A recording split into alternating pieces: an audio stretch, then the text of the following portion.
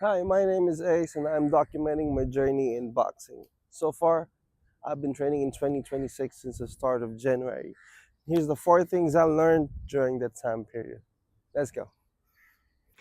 First thing I've learned is that it's never really too late to start. Obviously, the first best time to start was 15 years ago when I was 15 years old. Second best time was when I started in January 2026. Starting at 30 can be challenging. Muscles tend to be more sore, you get less flexible, you recover less. But somehow I look past that. I see other people who started in their 50s, 70s even, and still look amazing, some even better than me. Things get challenging when someone is giving you full attention. Someone who is training you to be a fighter, not just a coach for a workout. The gap between training and workout is immeasurable. I feel like when you're just doing a boxing workout, it's just different. You're just getting the bags, giving it all you've got, putting it all on the ropes, shadow boxing at no end, just giving a lot of speed, trying to be speedy in front of the camera, not really learning how to be really technical and precise about it. But when in training, someone is looking at you.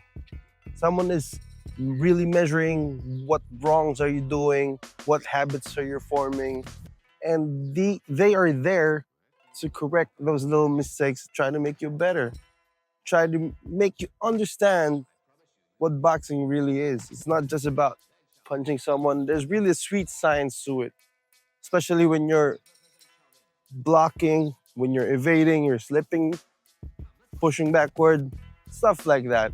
It's really complete. It's different from a workout. With a workout, you're just doing boxing just to sweat it all out, you know? It's a stress reliever. But with training, it's kind of like you're studying. The second thing I learned, repetition is key to become great. I realized when I was training alone, I was doing a lot of flashy, speedy punches just for the camera. That's good to practice form, don't get me wrong. But when you train intentionally, trying to place your jab where it needs to be, that's completely different. You train boxing to go back down to the foundations. I was always told to jab a lot, quick jabs, build stronger shoulder resistance. I trained so much of jabs, it becomes a habit to do it quick now. One quick, solid, stinging jab is better than three weightless jabs.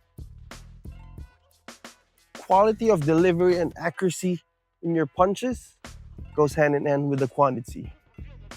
Building speed is good. Speed with power, you unlock a whole new level when you combine your speed with power. You only get that with training. Power punching, now that's a different take.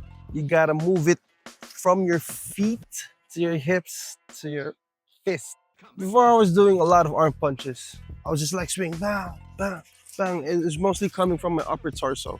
But when I learned how to generate the power from the lower body to the punch, that's what power really means. And given my weight of 116 kilograms as of filming this part, I'm really scared of what a power punch can do to someone. Third thing I learned, boxing is a puzzle.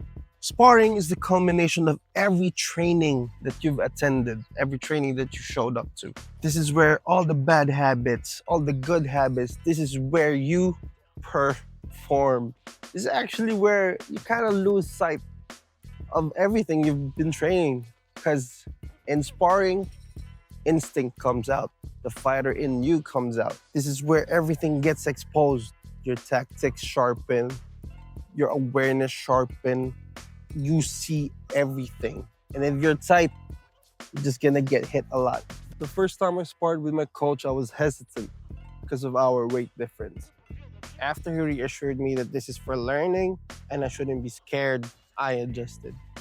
Second time, I was more confident to throw and connect punches. Every successful hit feels like a jigsaw puzzle being fit into place.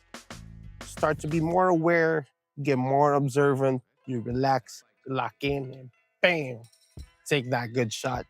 You have to be responsible with your punches. For every punch you throw, you have to think of how to defend.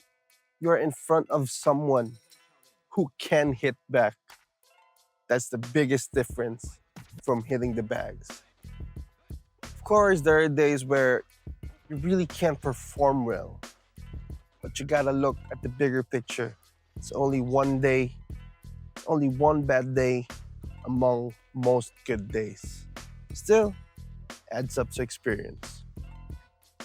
It is inevitable that you'll get better. You'll always improve something from your last session. Just don't let ego drive your boxing. It's unhealthy. To me, it's fun.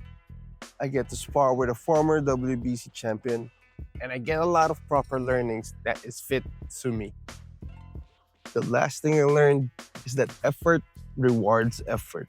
You give that work in training, and it will eventually show. Every next session, you'll feel lighter, you'll notice subtle changes and what to adjust to become more self aware. The most interesting thing I learned from my coach is no matter who you're training with, even if it's with a coach that has multiple champion fighters, if you yourself don't have the discipline, then all that training is gonna go nowhere. Best example is this. You see yourself training hard, you're putting a lot of effort, giving your maximum punches, but you're just gonna eat it all out after training. What I've heard mostly online, you cannot outtrain a bad diet. And that's one thing I've really learned to respect and be disciplined with.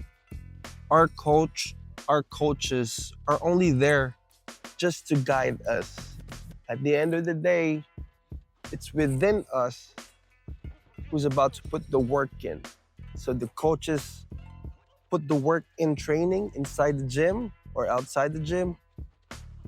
But after hours, when you're by yourself, they cannot control you anymore. The coach's primary role is to guide you to the right direction, not control you to the right direction.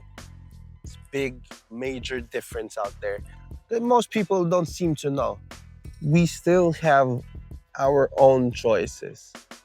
It's not choices our coaches make for us. And the most important thing I learned during this period of time,